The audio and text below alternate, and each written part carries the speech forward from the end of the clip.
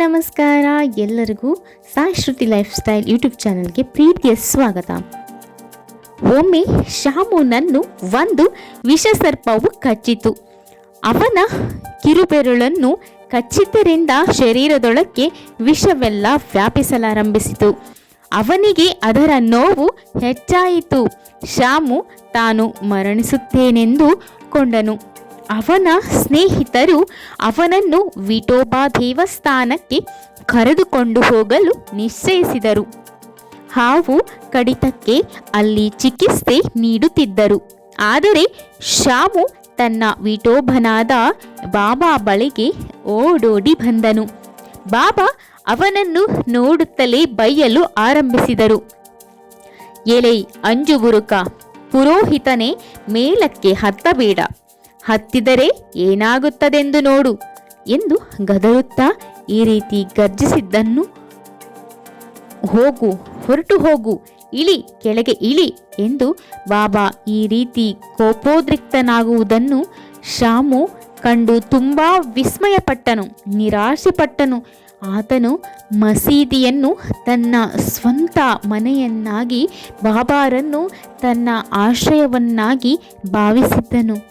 ಬಾಬಾ ಈ ರೀತಿ ನನ್ನನ್ನು ಕಳುಹಿಸಿ ಬಿಟ್ಟರೆ ನಾನು ಎಲ್ಲಿಗೆ ಹೋಗುವುದು ಎಂದುಕೊಂಡನು. ಅವನು ತನ್ನ ಪ್ರಾಣದ ಮೇಲೆ ಆಸೆಯನ್ನು ತೊರೆದು ಸುಮ್ಮನಾದನು. ಸ್ವಲ್ಪ ಹೊತ್ತಿಗೆ ಬಾಬಾ ಶಾಂತಿಯಾಗಿ ಶಾಮು ಬಳಿಗೆ ಬಂದು ಕುಳಿತು ಹೀಗೆಂದರು: ಭಯಪಡಬೇಡ, ನೀನೇನು ಚಿಂತಿಸಬೇಡ.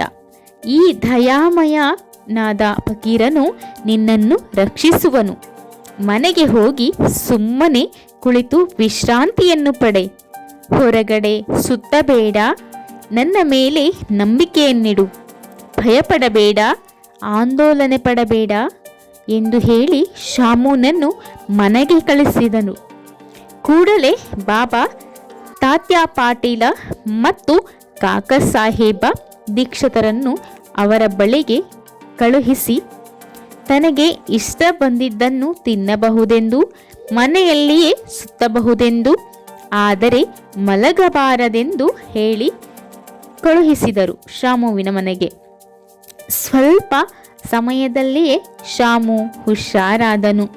ಈಗ ನೆನಪಿನಲ್ಲಿ ಇಟ್ಟುಕೊಳ್ಳಬೇಕಾದದ್ದು ಏನೆಂದರೆ, ಬಾಬಾ ಹೇಳಿದ್ದು 5 ಅಕ್ಷರಗಳ ಮಂತ್ರವು ಹೋಗು, ಹೊರಟು ಹೋಗು, ಇಳಿ, ಕೆಳಗೆ ಇಳಿ ಶಾಮುನನ್ನು ಉದ್ದೇಶಿಸಿ ಹೇಳಿರುವಂತಹದ್ದಲ್ಲ.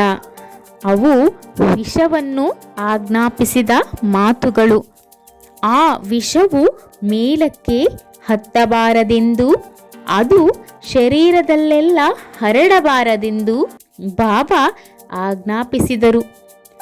ಮಂತ್ರಗಳನ್ನು ಹಾಕುವವರಂತೆ ಅವರು ಯಾವುದೇ ಮಂತ್ರವನ್ನು ಹಾಕಲಿಲ್ಲ. ಅಕ್ಕಿಯನ್ನಾಗಲಿ ತೀರ್ಥವನ್ನಾಗಲಿ ಉಪಯೋಗಿಸುವ ಅಗತ್ಯವಿಲ್ಲದೆಯೇ ಅವರ ಮಾತುಗಳೇ ಅತ್ಯಂತ ಶಕ್ತಿಯುತವಾದವು ಎಂಬುದು ಇಲ್ಲಿ ದೃಢಪಡುತ್ತದೆ. ಯಾರೇ ಆಗಲಿ ಈ ಕಥೆಗಳನ್ನು ಕೇಳಿದಲ್ಲಿ ಬಾಬಾ ಪಾದಗಳ ಮೇಲೆ ಸ್ಥಿರವಾದ ನಂಬಿಕೆಯುಂಟಾಗುತ್ತದೆ. ಮಾಯೆ ಎಂಬ ಮಹಾಸಮುದ್ರವನ್ನು ದಾಟಲು ಬಾಬಾ ಪಾದಗಳನ್ನು ಹೃದಯದಲ್ಲಿ ಧ್ಯಾನಿಸಬೇಕು ಅಷ್ಟೇ. ಜಯ ಸಾಯಿರಾಮ್. ಶ್ರೀ ಸಾಯಿ ಕೃಷ್ಣಾರ್ಪಣಮಸ್ತು. ಸರ್ವೇ ಜನಾಃ ಸುಖಿನೋ ಭವಂತು. ಸಮಸ್ತ ಸನ್ಮಂಗಳಾನಿ ಭವಂತು. Thanks for watching.